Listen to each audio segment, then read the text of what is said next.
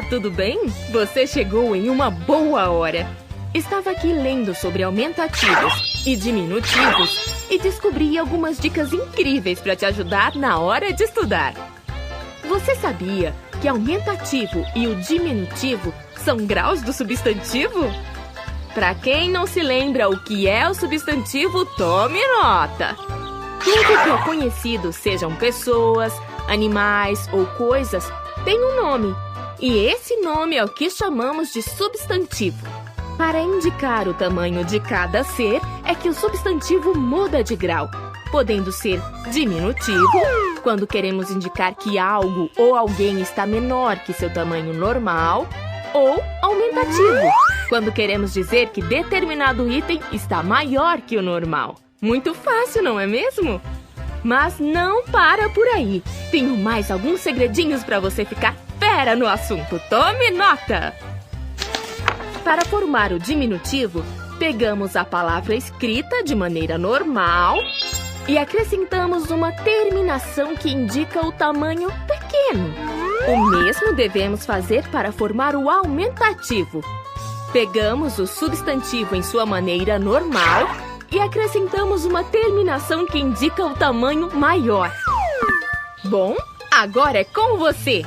Que tal usar tudo que você aprendeu na aula de hoje?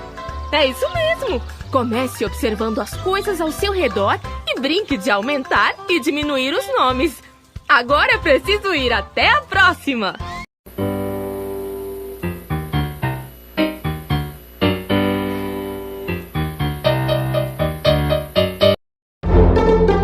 Este é o Rian. Rian tem 4 carrinhos. Ele quer dividir com 2 amigos, o Davi e o Pedro. Vamos ajudá-lo? Quantos carrinhos o Rian tem? 4. Com quantos amigos ele vai dividir? Com 2 amigos. Então vamos lá. Um carrinho para o Davi, um para o Pedro. Outro carrinho para o Davi e outro para o Pedro. Com quantos carrinhos cada um ficou? Davi ficou com 2 carrinhos, Pedro também ficou com 2. 2 vezes 2 é igual a 4. Se o Rian tinha 4 carrinhos, dividiu todos eles, quantos carrinhos sobraram para o Rian? Nenhum, ou seja, 0.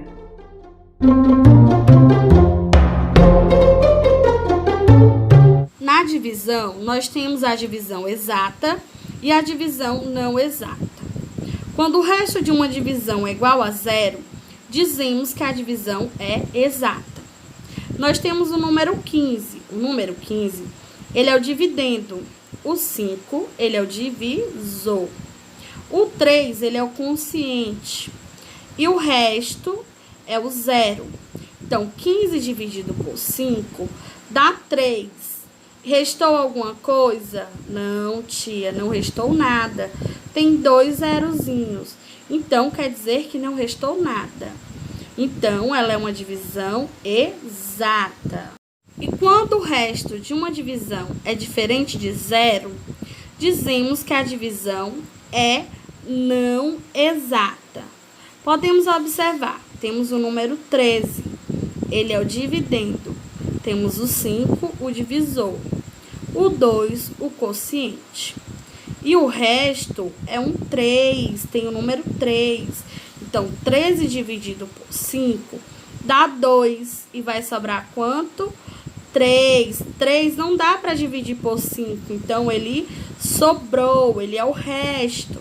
Então, podemos dizer que essa divisão é o quê? Não exata. Então, temos a divisão exata e a não exata.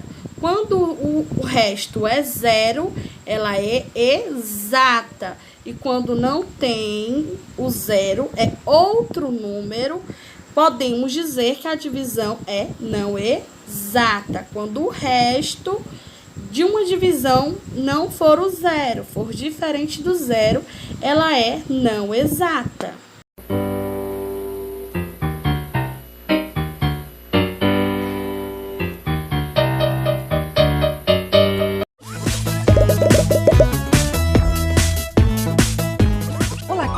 Hoje vamos trabalhar sobre os meios de comunicação. O que são os meios de comunicação? Para responder a essa pergunta, primeiro devemos pensar o que é a comunicação. Quando duas pessoas se relacionam expressando suas ideias ou sentimentos através de palavras ou gestos, essas pessoas estão se comunicando. Então as pessoas só podem se comunicar se estiverem juntas? Não, mas para poder intercambiar palavras ou ideias com pessoas que estão longe, é necessário ter meios para enviar informação. Esses são os meios de comunicação. Com certeza vocês conhecem muitos. Por exemplo, se uma pessoa viaja e quer saber como está sua família, o que é que ela faz? Telefona ou escreve um e-mail.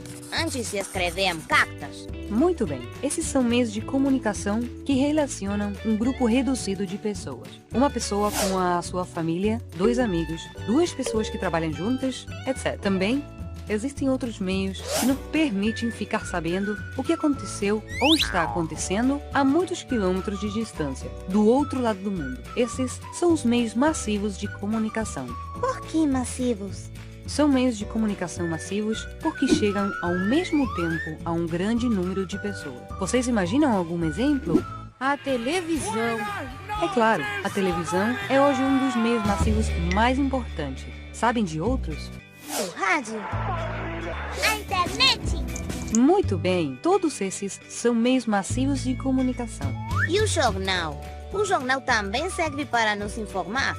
É claro, muito bem. O jornal também é um meio de comunicação massivo, assim como a revista. A particularidade deste meio de comunicação é que a informação chega principalmente através da palavra escrita, razão pela qual é necessário saber ler. Como vocês podem ver, hoje em dia existem muitos meios de comunicação. Alguns comunicam através da palavra escrita e fotografias ou ilustrações, como o jornal. Outros, através do som, como a imagem. E alguns agregam a imagem, como a televisão e a internet. Oi, Lu, como vai? Mais ou menos, Thiago. Estou um pouco triste. Você se lembra que eu tenho uma tia que é médica? Lembro, sim. Bom, ela conseguiu um trabalho numa cidade do interior, que fica no sul do Brasil, em um lugar que está muito longe daqui. Eu estou triste porque eu vou ficar com saudades dela. Bom, mas você vai poder telefonar para ela ou enviar um e-mail? Eu sei, mas o chato é que tem poucos telefones na cidade e acho que lá ainda nem chegou a internet.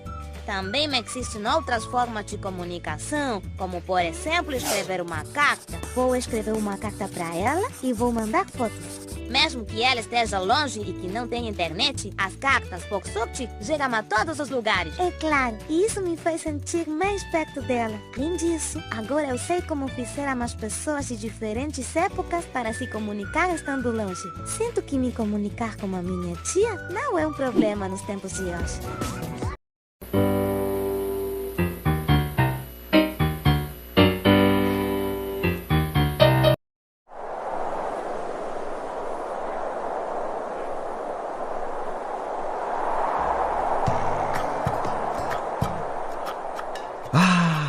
O ar que respiramos.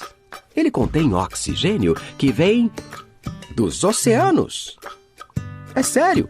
Se alguém falar para você que a floresta amazônica é o pulmão do mundo, respire fundo e diga que não é verdade. É claro, a floresta libera uma quantidade enorme de oxigênio na atmosfera pela fotossíntese.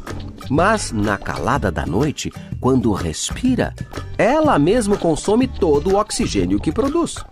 O verdadeiro pulmão do mundo é mais um tesouro dos oceanos.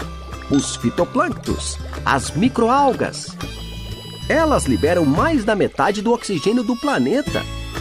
Ao contrário da floresta, as algas consomem muito pouco oxigênio quando respiram e assim sobra bastante na atmosfera.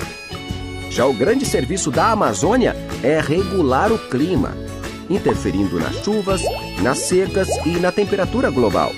Mas isso é outra história. Seja na terra ou na água, uma coisa é certa: É preciso cuidar do meio ambiente para que possamos todos respirar aliviados.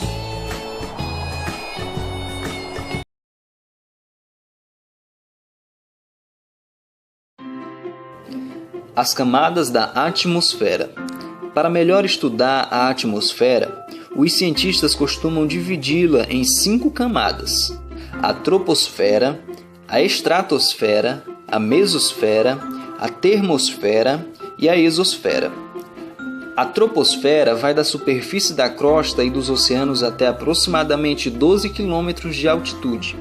É nessa camada, com a qual o ser humano mantém contato direto, que ocorre a maior parte dos fenômenos atmosféricos, como o calor, os ventos e as chuvas. A estratosfera fica acima da troposfera e vai até aproximadamente 50 km de altitude. A camada de ozônio encontra-se entre 20 e 40 km. A mesosfera se estende de 50 a 80 km acima da superfície. A maioria dos meteoros se vaporiza nessa região. Sua fronteira com a termosfera é a parte mais fria da atmosfera. A termosfera é a camada mais extensa da atmosfera.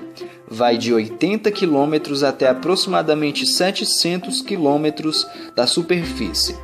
É nessa faixa ou camada que se encontram as nuvens que brilham ao refletirem a luz do Sol, que alcançam nessa altitude. E por último, a exosfera. É uma camada na fronteira com o espaço sideral.